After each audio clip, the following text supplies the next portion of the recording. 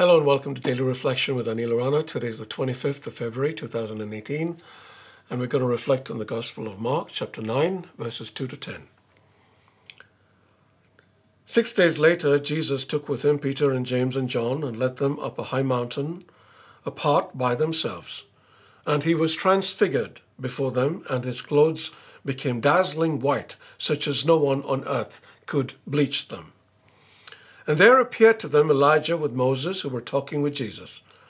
Then Peter said to Jesus, "Rabbi, it is good for us to be here. Let us make 3 dwellings, one for you, one for Moses, and one for Elijah."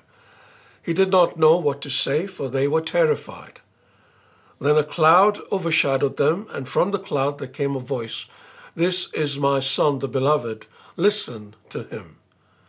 Suddenly, when they looked around, they saw no one with them anymore, but only Jesus.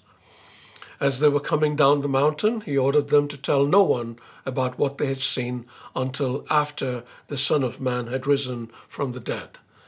So they kept the matter to themselves, questioning what this rising from the dead could mean. The Gospel of the Lord. This glorious epiphany stands in dramatic contrast to the temptations that Jesus faced in the desert that we read about a week ago. The temptations highlighted the humanity of Jesus.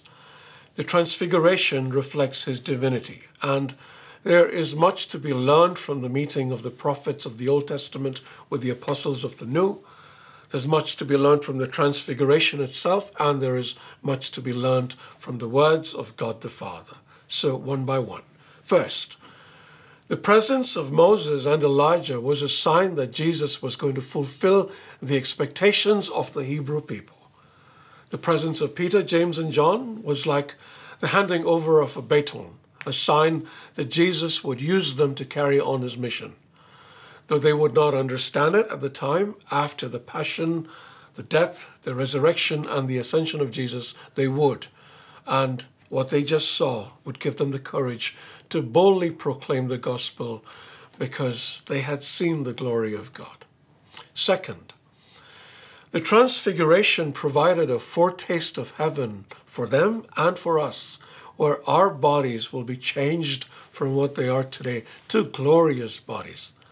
Paul writes, "But our citizenship is in heaven, and we eagerly await a Savior from there, the Lord Jesus Christ, who by the power that enables him to bring everything under his control will transform our lowly bodies so that they will be like his glorious body."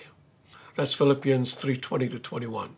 And third, it is the second moment. The baptism of Jesus was the first, when the voice of the Father was heard proclaiming Jesus as his beloved Son, followed by the command, "Listen to him."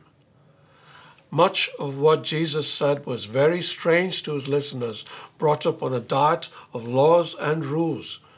It is strange to many of us today, but the Father tells us that we are to listen to him nonetheless, because he is the new law.